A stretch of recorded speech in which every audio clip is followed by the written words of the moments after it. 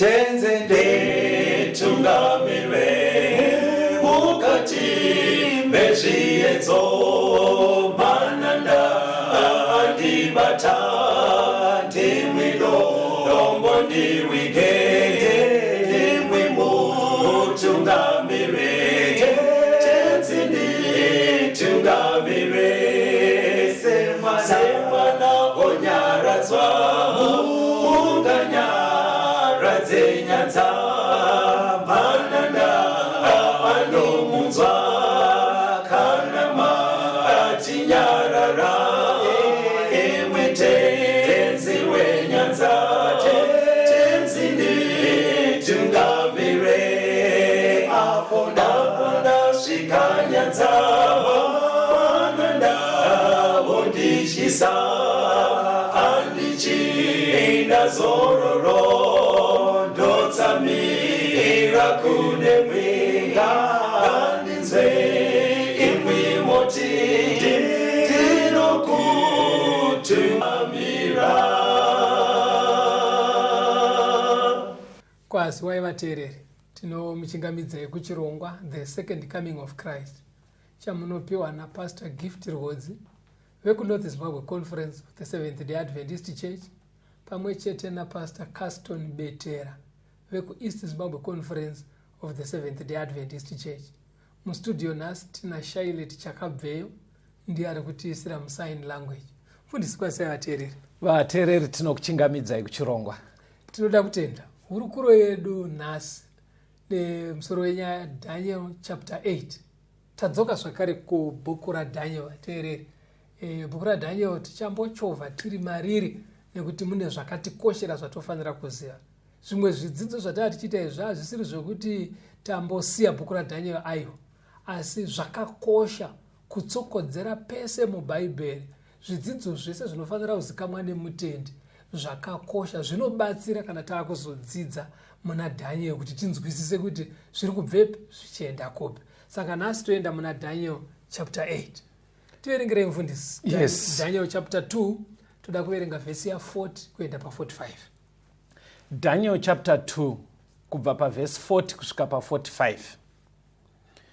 Ushe hwechina huchava nesimba sedare, sezvinoita dare rinoputsanya nekuparadza zvose. Sezvinoita dare rinopwanya izvi zvose, saizvozvo huchaputsanya nekupwanya. Zvamakaona tsoka nezvigunwe zvakaitwa pamwe nevhu remuumbi wehari, pamwe nedare, huchava ushe hwakaganurwa, asi simba redare richavamo. Zvamakaona dare rakavhenganiswa nevhu rekuumba naro. Zvigunwe zvamakumbo zvazvakanga zvakaitwa pamwe nedare pamwe nevhu, saizvozvo ushe huchava pamwe nesimba, pamwe hahungatane kuputsika. Uye zvamakaona dare rakavhenganiswa nevhu rekuumba naro, saizvozvo vachavhengana namarudzi evanhu, asi havanganamatirane, sezvinoita dare risinganamatirane nevhu. Zvino namazuva emadzimambo iwayo, Mwari wekudenga uchamutsa ushe husingatongoparadzwe, uye simba rahwo haringatongopfuure kune rumwe rudzi rwevanhu, asi ihwo huchaputsanya nekuparadza ushe hwo hwose, ihwo huchamira nekusingaperi. Zvamakaona ibwe richivezwa mugomo zvisingaitwe nemaoko evanhu, rikaputsa-putsa dare nendarira nevhu nesivheri nendarama. Mwari mukuru akazivisa mambo zvichazoitwa pashure. Kurota uku ndekwezvokwadi, nokududzirwa kwazvo ndakwazvokwadi. Muna Daniel chapter 2 vateereri. Yes. Inotirudunurira nhoroondo yenyika inoi kubva mumazuva eumambo hweBhabhironi neumambo hwakatevera kunosvika pachadzoka Kristu kechipiri. Nebhukadhineza akarota hope. Muhope idzi akaona chidhori, mufananidzo wemunhu, chakaitwa nesimbi 4 dzakasiyana. Ndobva audzwa kuti simbi imwe neimwe hwanga huri umambo hwaiuya huchiteverana. Tingozviita vateereri vamwe vanogona kuwakoshiwa pachidhori paya mufundisi. Ndichiri kuyeuka kuti chaive chidhori chihombe. That's right. Musoro waive wendarama. Zvaimirira chii? Musoro wendarama ndo waimirira umambo hweBhabhironi. Then pano pachipfuva nemaoko apa paive pesilva vateereri. idaniel 2 zvaimirira chimufundisi zvaimirira Medo Persia. Kuno kumakumbo nepadumbu kwai kwakaitwa nebrass. Padumbu pebrass kana kuti ndarira ndoyaimirira ushe hweGreece. Then makumbo achona aiva ari iron, dare iron. Makumbo eiron aya ndoyaimirira ushe hweRoman Empire. Right. Chitaura yenyu ndikungoitira kuti vateereri vafambe nesu. Kutsoka kwakazangana ivhu rekuumbisa neiron. Okay. Right. Ikoko ndo kwaimirira zvakazoitika mushure meRoman Empire. Ora yaparara. Rome yakaparara. Ndobva pabuda umambo hwaikwana 10. Pakuparara kweRoman Empire. Saka umambo hwakabuda huri 10 uhu. Iye zvinezvi kwasara 7. Umwe umambo hwacho hutatu hapasisina. Saka ndo pari kunzi manje muna Daniel chapter 2 pandaverengwa paya ndo pari kunzi ipapo mumazuva emadzimambo iwaya. Nekuti shure kwekuonekwa kutsoka uku Nebhukadhineza akaratidzwa sedombo rakakandwa richibva mudenga asi risina kupotserwa nemunhu. Saka ndomanganzi dombo ramaona richikandwa riya ndo riri kumirira kudzikwa kweumambo hwaMwari panouya Kristu dombo ramakore. Alright. Saka asi ari kunzi anouya mumazuva emadzimambo akawanda aya kwaimirirwa netsoka uku kureva kuti Jesu ari kunzi anodzoka after kuparara kweRoman Empire. Alright. Kwane madzimambo akapararana akawanda. Okay. Saka mumazuva emakore iwanaya ndo pari kunzi nebhaibheri Jesu anouya. Ndosaka programu yedu tiri kuiti the second coming of Christ. Right. Fambai Right. Toda kuti tiende pamberi. Tazviona muna chapter 2. Patiri kupuwa nhoroondo iyi. Handei muchapter 7. Mwari zvimwe zvaanoita nevateereri. Mwari mudzidzisi mukuru. Imwe nzira inoshandiswa naMwari pakudzidzisa ndeyekudzokorora. Achiramba achingodzokorora chinhu chimwe chete ichocho kuitira kuti chibatike, chinzwisiswe nesu savana vake, zvitijekere, tigoziva kwatinobva nekwatiri kuenda. Right. Saka toda kuenda muna Daniel chapter 7 tinosangana nekudzokorora. Hativerengei vhesi ya 17 na 18. Daniel chapter 7 verse 17 na 18. Right. Mhuka idzi huru idzo 4 ndiwo madzimambo 4 achamuka panyika, asi vatsvene vokumusoro-soro vachapiwa ushe huchava hwavo nekusingaperi. Right. Nhoroondo imwe chete iyoyo inodzoka zvakare. Yes. Yeumambo huna hunobata panyika kuchitangira mumazuva eBhabhironi. Right.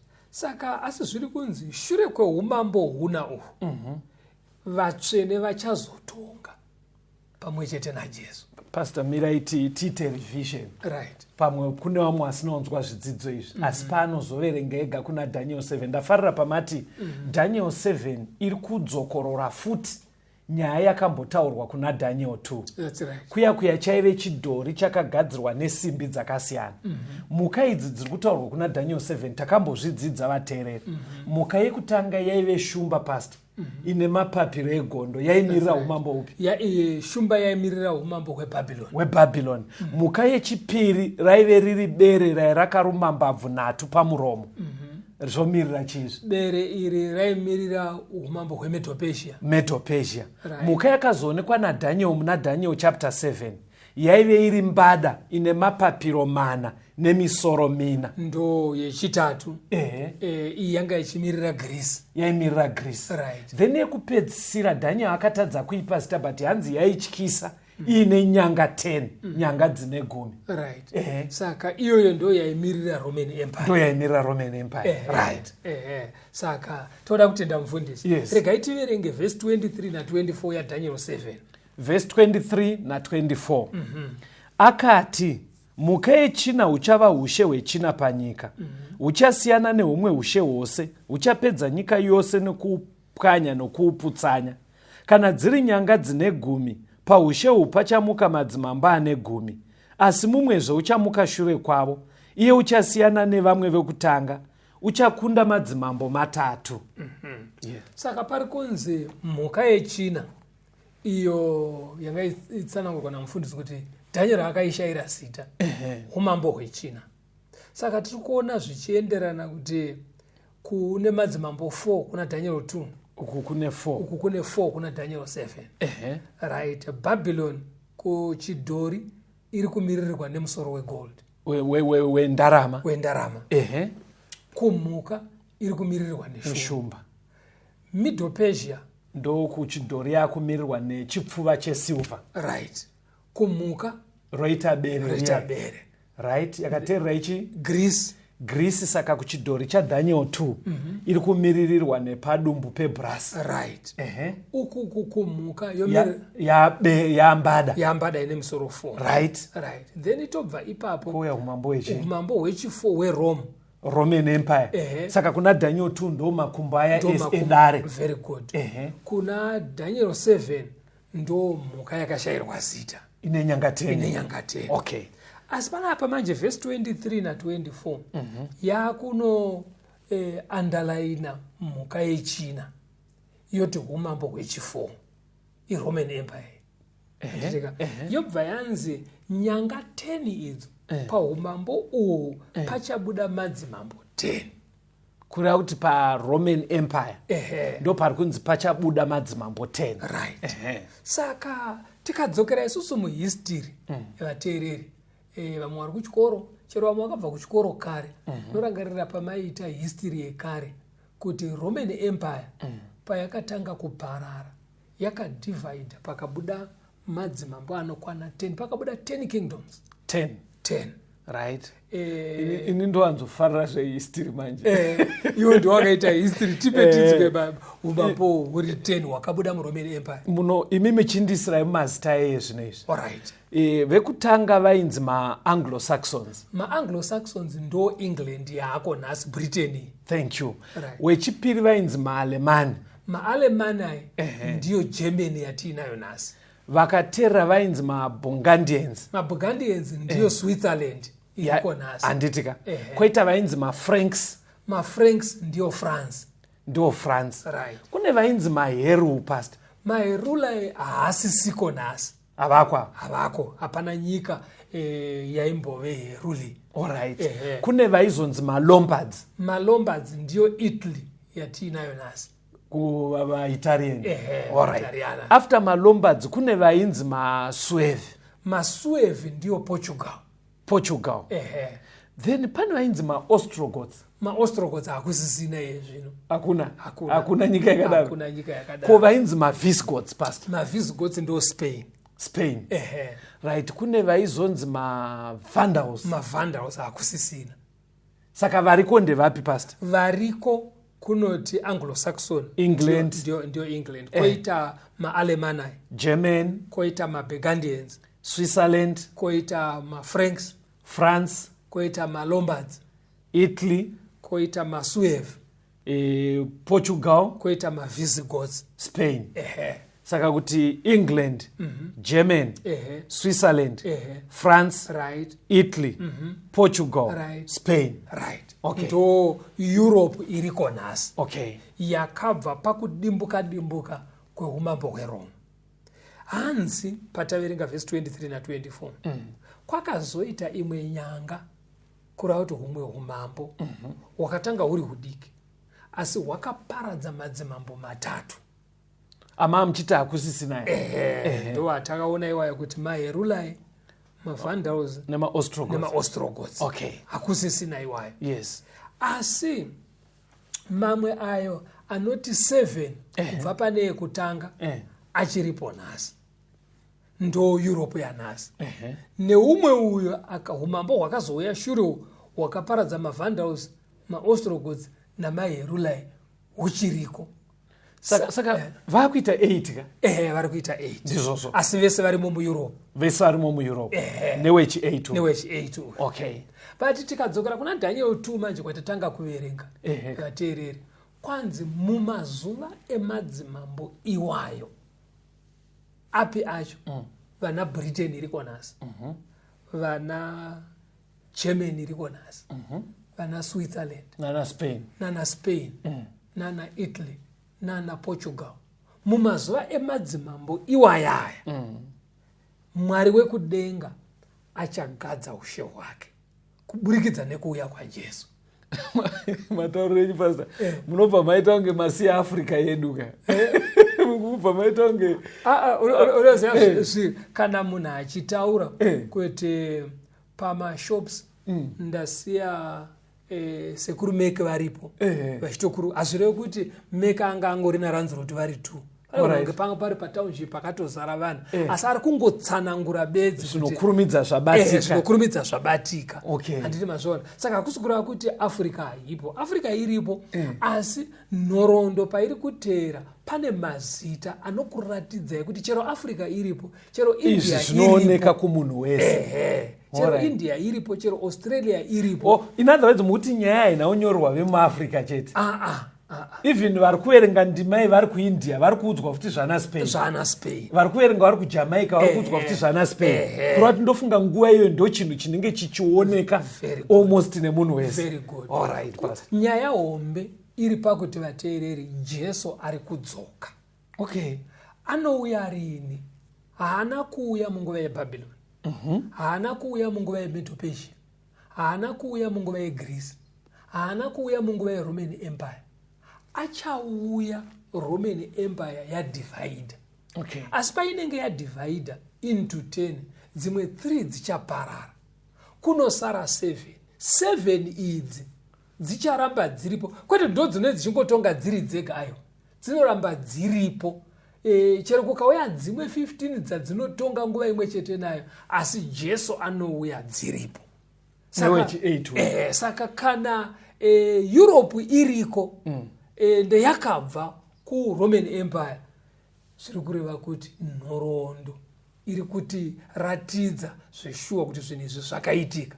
Saka chidimbu chega changosara ndechekudzoka kwaJesu mufundi. Painononetsa munozva kuti chipastor nemateereri, patine tiri muno mustudio, even tichiverenga shoko raMwari mavhesi, kune mumwe anogona kutongotanga nekuti bhaibheri racho handitende kwariri. But history vateereri yekuti inenge yaitika exactly neizvozvo, hamuona kuti chimwe chinhu here chinofana kungokusundawo kuti wega unyatsona kuti Mwari ariko ende achadzoka. Because history yemakore akareba kudaro yobva yaitika nemo kudaro, izvozvo zvega zvinofana kukonvinza kuti tese titye Mwari. Ngatimbonzwa kambomufundisi. Rambai muri pachirongwa vateereri.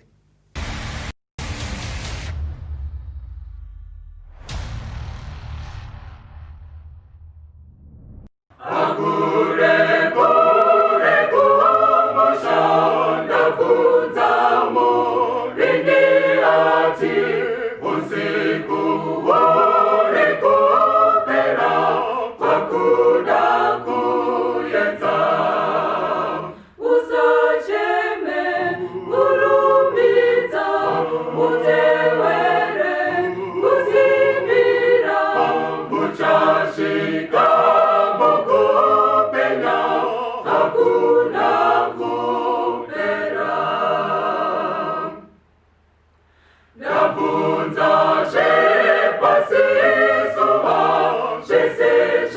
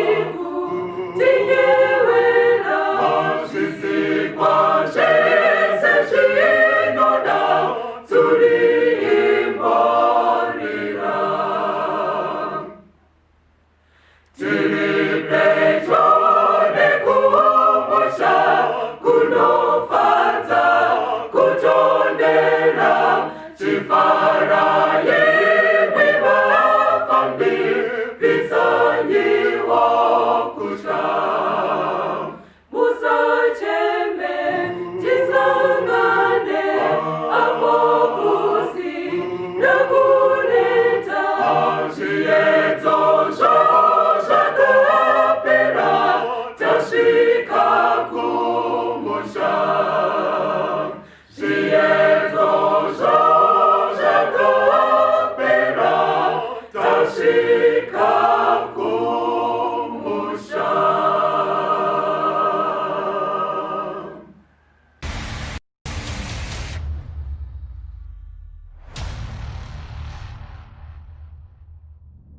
tinomuchingamidza vateereri tichienderera mberi neurukuro yedu. tiri kurukura tiri muna Daniel chapter 8. regai mufundisi vativerengere chapter 8 verse 1 kusvika pa8 yaDaniel. Daniel 8 verse 1 kusvika pa8. Negore rechitatu rekubata ushe kwamambo Bheshazari, ini Daniel ndakaratidzwa chiratidzo shure kwechiya chandakaratidzwa pakutanga.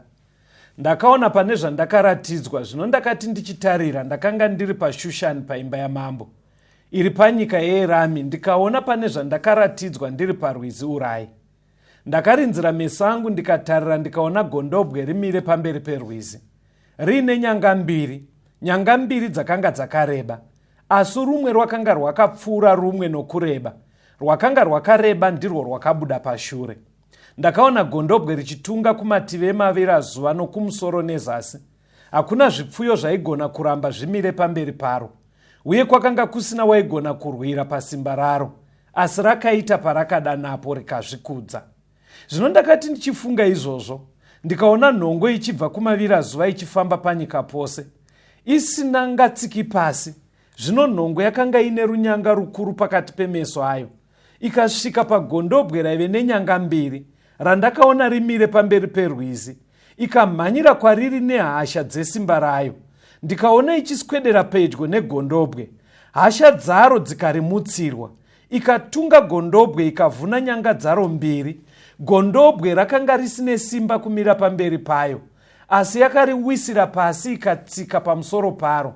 Hakuna wakagona kurwira gondobwe pasimba raro. Nhongo ikazvikudza zvikuru kwazvo. Zvino yakati yasimba, runyanga rukuru ndokuvhunika. Nyanga huru 4 dzikabuda panzvimbo yaro, dzakatarira kumhepo 4 dzekudenga. Right. Panapa muna Daniel 8. Yes. Tiri kusangana nezvimwe zviprofita. Alright. Nezviratidzo izvo Mwari vanotsanangura sezvavakamboita kuna chapter 2 nechapter 7 yaDaniel. Right. Chiprofita chaDaniel chapter 8 chinopiwa kuburikidza nemhuka nenyanga. Sezvatakamboona kuna Daniel chapter 7. Paine mhuka nenyanga. Paine mhuka nenyanga. Yes. Right. Toda kuti tiende pamberi zvishoma. Pachapter 8 iyoyo tiverengere verse 15 kuenda pa19. Daniel 8 verse 15 kusvika pa19. Zvino ini iyeni Daniel ndakati ndaona zvandakaratidzwa, ndikatsvaka kunzwisisa, ndikaona mumwe akanga akaita semunhu amire pamberi pangu. Ndikanzwa inzwi remunhu richibva pakati pemhenderekedzo dzaUrai richidana richiti, Gabrieri, dudzira munhu uyu zvaakaratidzwa. Ipapo akaswedera kwandakanga ndimire. Zvino akati achisvika, ndikatya ndokuwira pasi nechiso changu.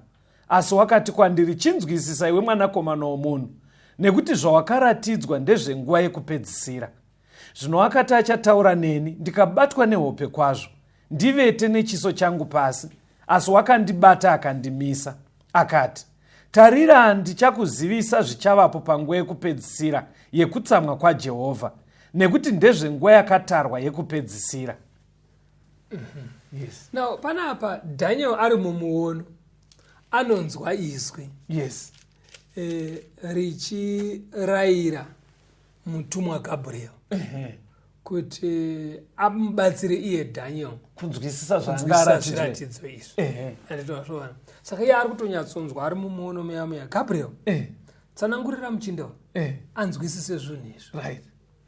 Saka maybe zvakanaka kuti timbonzwa Gabriel uyu kuti Gabriel anombori ani. Gabronere. Mukutaura kwedu mukura Gabronere watinoimba anoimbwa mumachechi. Anonzwa vamwe achiimba mutumwa Gabroni. Regai tinzwe Bhaibheri richititsanangurira pamusoro paGabriel. Ndiye ataurwa neBhaibheri unzi tsanangurira Daniel. Alright. Kuna Luke 1 verse 19. Luke 1 verse 19. Right. Mutumwa akapindura akati kwaari, ndini Gabrieri, ndinomira pamberi paMwari. Ndatumwa kuti nditaure newe, ndikuparidzire mashoko aya akanaka. Gabriel ndiye ari kuzviintroduce ega apa angaenda kuna Zakaria. Saka ari kuti ndini Gabriel ndauya. Unonzi kana munhu achizviintroduce aka unotaura nekwauri kubva. Saka neofisi dzako. Yes. Saka Gabriel ari kutaura ofisi yake panapa. Anoti ndini ndinomira pamberi pechigaro chaMwari. Okay. Dai tombotora sevakombana vari kumabasa zinoti no ndauya kuzokuona mufundisi ndiri kubva kupresident's office. Okay. Iwo unokurumidza kutoona kuti okay ndashanyirwa ndatsikwa nevakuru pano. Saka Gabriel anozviintroducer kuti ndinomira pamberi pechigaro chaMwari. Okay. Nemamanzo zvinotaurwa naGabriel ka ndezvekuti pazvisikwa kubva pandiri inini kuenda kuna Mwari hapana chimwe chisikwa chiri pakati apa. Next after inini atoo Mwari. Saka Gabriel ingirozi hombe kudaro. Ihombe. Vamwe vadzidzi veBhaibheri vanotaura vanoti chinzvimbo chakadonhedzwa naLucifer paakapanduka kuveSatani ndo chakasara rengi iyoyo yotorwa naGabriel. Alright. Saka ingirozi hombe. Ingirozi hombe ndopaunoona kuti nyaya yatiri kudzidza ika haisi. Saka ndongirozi iri kunziudza Daniel anzwisise zvinhu izvi. Okay. Unoziva kuti kana tiri tuma-errands kuti ndauntora chipandere ndaunta so tinongotumwa vafana. But ukaona munhu ari second in command akutumwa. And plus pane chidzidzo chatakaita chinoratidza kuti ngirozi dzakawanda. Right. Saka pangirozi dzese dzinonzi mamillions dzedzi. Apa hadzina kutumwa panyaya.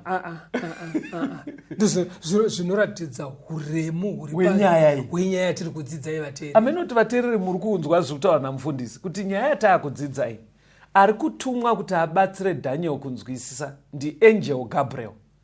After angel Gabriel pazvisikwa ma-created things hakuna futi chiri pamusoro paGabriel. Next tinee taakutoenda kuna Mwari. Hatipei nyaya yehukoshi hwainayo. Taurai pasi. Saka Gabriel atumwa. Now Gabriel kana aine chinzvimbo chakakwirira kudaro. Yes. Zvino iye onzi pana ari kumutuma. Kunzi enda unoudza Daniel. Zvinoreva kuti ari kumutuma wacho ka anofanira kunge aine rengi iri pamusoro peyake. Utumwe nemufana. Anofanira kunge aine chikunjika chiri pamusoro pechake. But Daniel manje anongoti ndakanzwa izwi. Kurati akanzwa munhu achitaura. Yes. Handei pana Daniel 7:13. Daniel 7:13. Ndikaona pane zvandakaratidzwa usiku. Ndikaona mumwe akafanana nemwanakomana womunhu achiuya namakore ekudenga. Akasvika kuno akakwegura pamazuva ake. Akamuswededza pamberi pake. Right. Yes. Kana tichiverenga teerere kuna Daniel kunobudiswa pachena Jesu anotaurwa achinzi mwanakomana wemunhu. Ndaona kwamuri kuenda mufundisi. Muri kuteera apa pataverenga apa Daniel achiti ndakatsvaka kunzwisa ndikaona mumwe akanga akaita semwanakomana womunhu. So munhu amire achiti Gabriel dudzire ramunhu. Muri kuteere ari kuonekwa semunhu achituma Gabriel ndi Jesu. Izwi riri ndakanzwa izwi richiti kuna Gabriel. Izwi iroro manje. Izwi remunhu. But tiri kutsvaga manje kuti ndopi umwe munhu panapa angatume Gabriel. Iye Gabriel ari mukuru kudaro. Ingirozi hombe kudaro. Right. Tobva tanoona kuti Jesu kana achitaurwa muBhaibheri anoshandisirwa mazwi ekuti mwanakomana wemunhu. Saka hazvishamisi kunzwa kuti pane izwi remunhu rakatuma Gabriel. Saka aitumawo ndi Jesu. Ndi Jesu. Very good. Achiti Daniel anzwisise nyaya iyi. Saka chii chiri kubuda panapa? Jesu muponesi wedu ka ane shungu dzekuti vateereri tinzwisise nyaya idzi. Ndo zvandiri kutoona. Because aine shungu dzekuti Daniel anzwisise zvinhu izvi agosiya azvinyora isusu tigozviverenga. Aive neshungu. Kureva kuti chero nesuwo ane shungu dzekuti tinzwisise nyaya idzodzidzi. Muverenga pachapter 8 iyo yaDaniel vhesi ya17. Daniel 8:17. Ipapa akaswedera kwandakanga ndimire. Zvino akati achisvika ndikatya ndokuwira pasi nechiso changu. Asi wakati kwandiri, chinzwisisa iwe mwanakomana womunhu, nekuti zvawakaratidzwa ndezvenguva yekupedzisira. Uri kuona Gabriel achitaura naDaniel. Anoti shamwari nyaya dzawapiwa panapa idzi inyaya dzine chekuita nemazuva ekupedzisira. Kana zvinzi mazuva ekupedzisira ka kupedzisira kwenhoroondo yenyika ino yatigere mairi. Kurati kune vanhu vanoramba kuti nyika haigumi.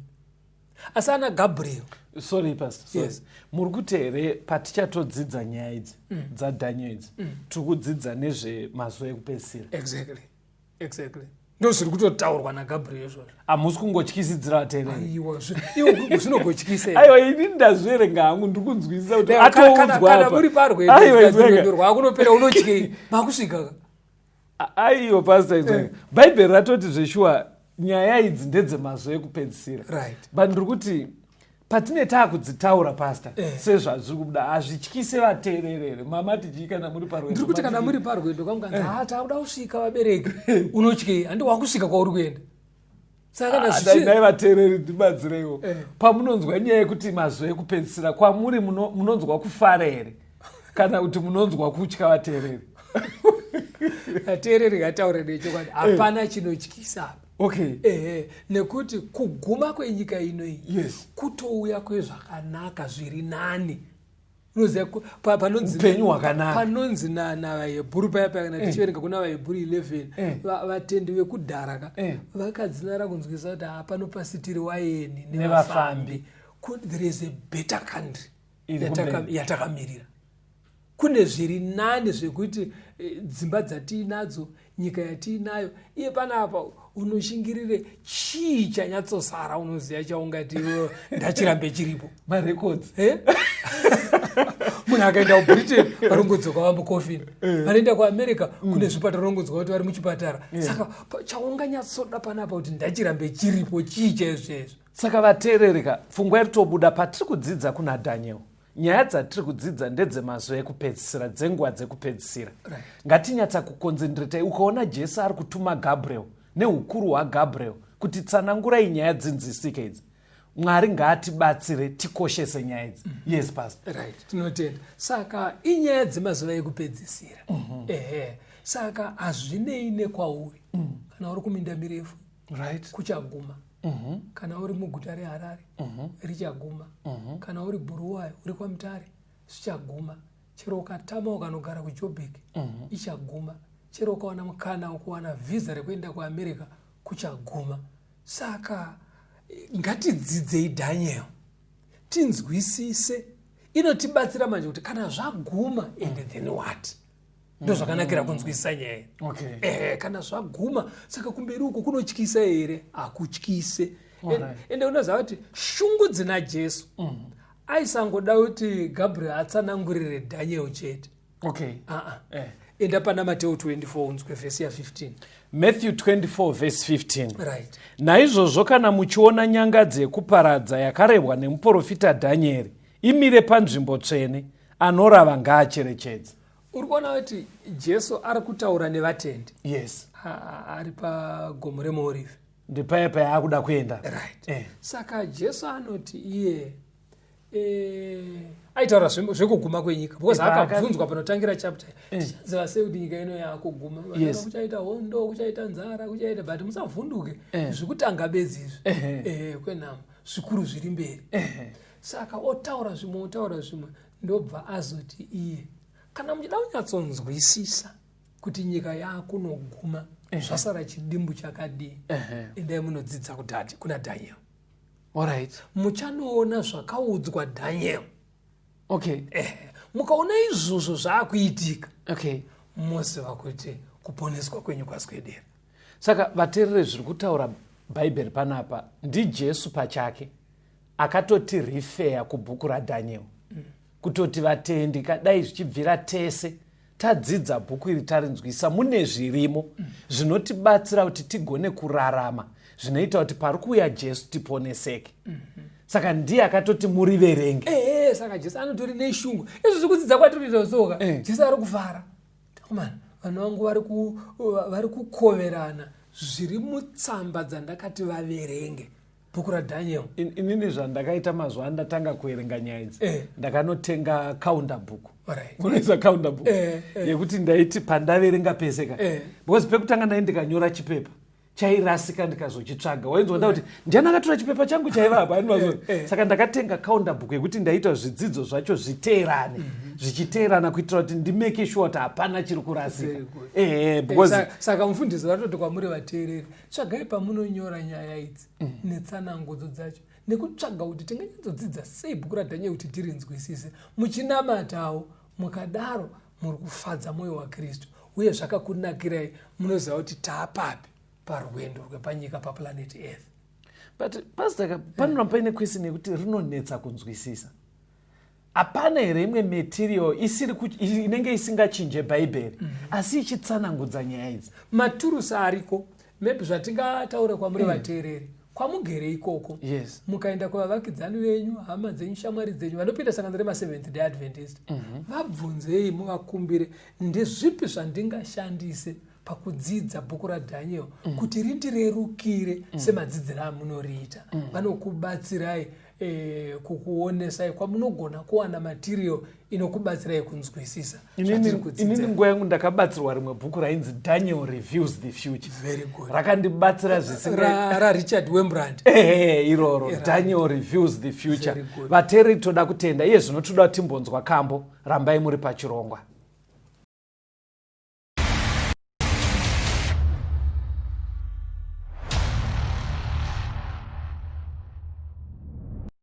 This world is full of heartaches, but joy will come at last. Through Jesus Christ who suffered and died, we will reign forevermore. There will be joy forevermore, wonderful joy forevermore, glorious joy beyond, way beyond compare, marvelous joy, sufficient joy, all will be sweet in that fair land, glorious joy beyond the blue. I seek for just an abode, a home to call my own. My Lord, He promised us mansions fair, oh joy forevermore. There will be joy forevermore, wonderful joy forevermore, glorious joy beyond, way beyond compare, marvelous joy, sufficient joy, all will be sweet in that fair land, glorious joy beyond the blue. The tempest was betide me, and fears upset my day. In the sweet Beulah land we will reign, there will be peace forevermore. There will be joy forevermore, wonderful joy forevermore, glorious joy beyond, way beyond compare, marvelous joy, sufficient joy, all will be sweet in that fair land, glorious joy beyond the blue.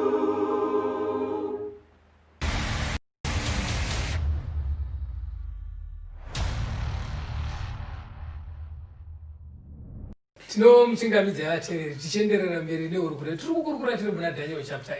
Mufundisi vanga vabvunza kuti nezvipi zvimwe zvingatibatsire, vataura bhuku rakavabatsirawo zveshuwa bhuku iro rinobatsira rakanzi matirakanzi Daniel Reviews the Future rakanyorwa naRobert Wayland. unoenda ndakuti Richard Aiwa, mukomana but wewo pfungwa dzingoripo vateereri ndedzekuti dai taitawo bhaibheri toita patinonyora iyi material manje zvichienderana nekuti uri kudowo zvidzidzo izvi zvakadii.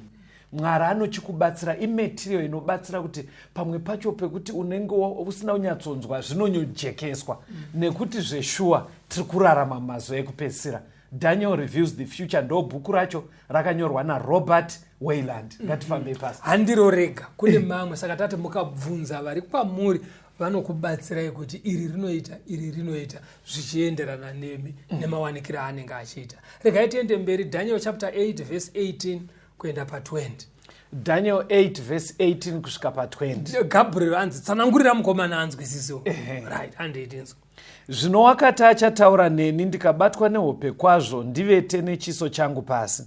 Asi wakandibata akandimisa. Akati, tarira ndichakuzivisa zvichavapo panguva yekupedzisira yekutsamwa kwaJehovha. Nekuti ndezvenguva yakatarwa yekupedzisira.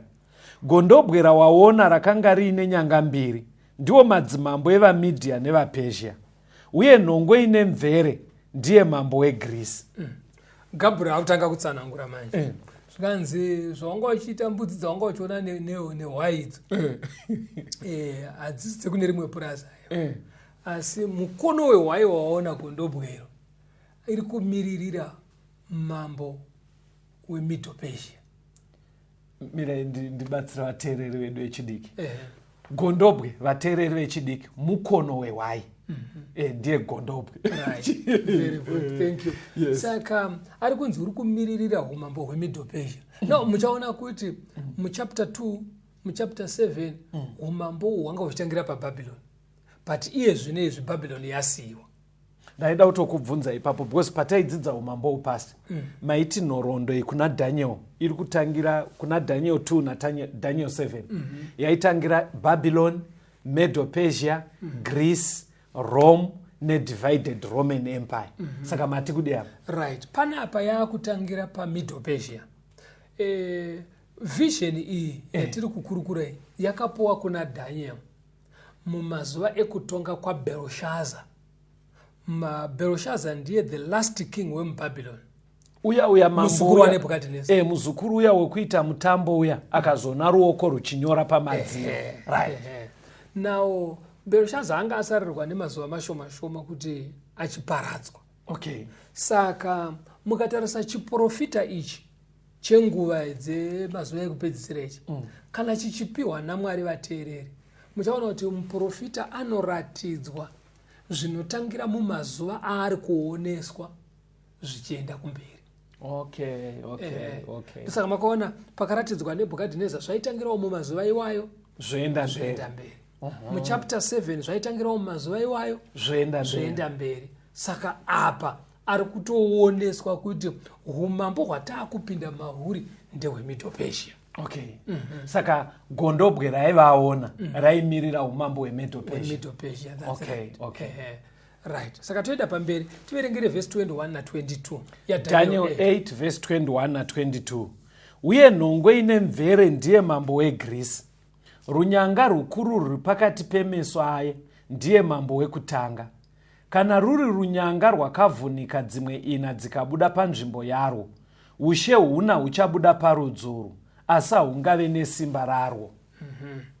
Zvikanzi waona iwe nhongo yembudzi ichimhanya zvakaipisa ikasvikurova gondobwe ikaritsika-tsika iine nyanga 1 nhongo iyayi.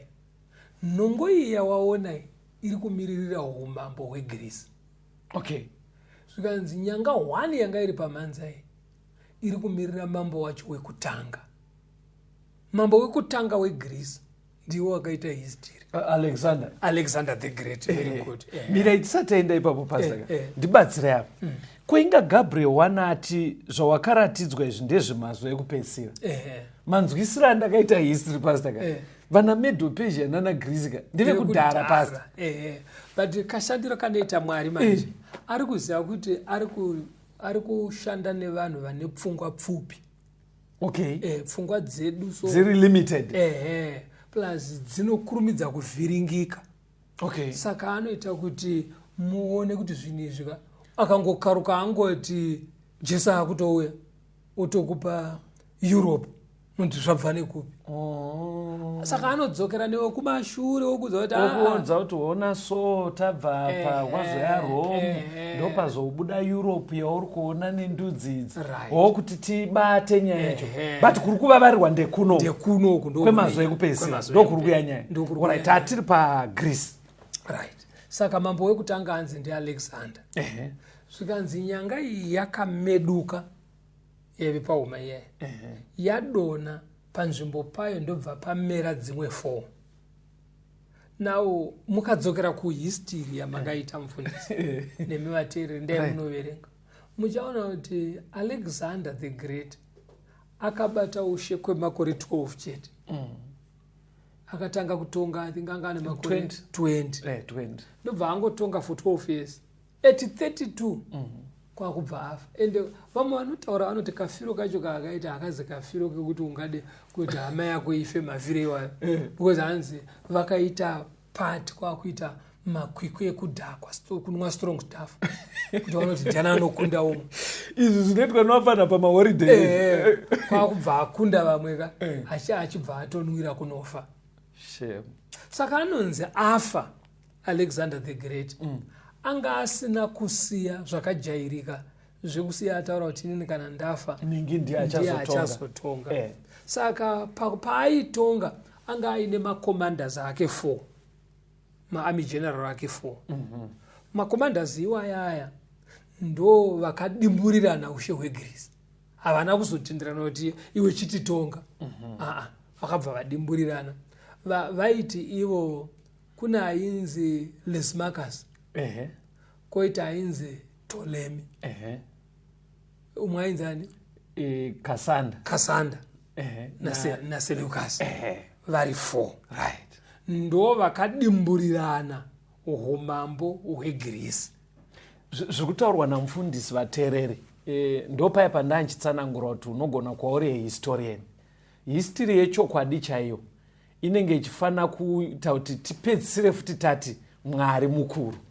Zveshuwa munhoroondo ndozvazvakaita pakaparara pakafa Alexander the Great. Maarmy general ake waya ari 4 vakaramba vachirwisana kusvika pakupedzisira Greece yasara yaamhando 4 dzamataura.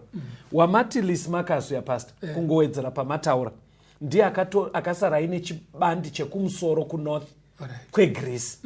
Uye ainzi Cassander kunana Macedonia kwakanyanyira Greece yacho ndokwaakasara ari. Ainzi Seleucus ndiye akatora kunana Syria takuenda kwainana Babylon kare. Ptolemy manjo ndiye akatora chibandi chekuno kuAfrica kunana Egypt tichidzika. Izvi zvinhu izvi zviri muhistory. Saka ndatoshamisika kuti bhaibheri mumatsara mashoma shoma kudai ratotsanangura nyaya idzodzo dzese. Saka history ukaiverenga inokubatsira kana wakuzouya kubhaibheri kuhurukuro dzakafanana kuti zvinhu izvi hazvisingori ngano chete, zvinhu zvakatoitika. Tinozviona. Saka Gabriel akutsanangurira Daniel kwabva Middle Persia kunoya Greece, but Greece yacho ina Alexander. Kana Alexander afa kuya vamwe 4 ava. Right. Handi itone after 4 ava kuti kwakauye verse ya 23 kuenda pa25 ya Daniel 8. Verse 23. Zvinopa nguva yekupedzisira yeushe hwavo kana vadariki vazadza chero chavo, mambo une chiso chine hasha unoziva kuita nemana akaipa achamuka. Simba rake richava guru, asi zvisingaitwe nesimba rake chairo. Uchaparadza zvinoshamisa, asi uchafara pazvose zvaanoita. Uchaparadza vane simba nevanhu vatsvene. Verse 25. Zvino nekungwara kwake uchafambisa nhema muruoko rwake. Uchazvikudza mumwoyo make nekuparadza vazhinji vakafara havo. Uchamukirawo muchinda wevachinda, asi uchaputswa zvisingaitwe neruoko rwemunhu. Panapa ponzi mushure kana mazuva ekutonga kwemacommanders 4 aya akuda kunopera beruko kune umwe mambo achamuka. Mambo iyi ane zvaachaita, asi chimwe chacho anzi achamukira muchinda wamachinda.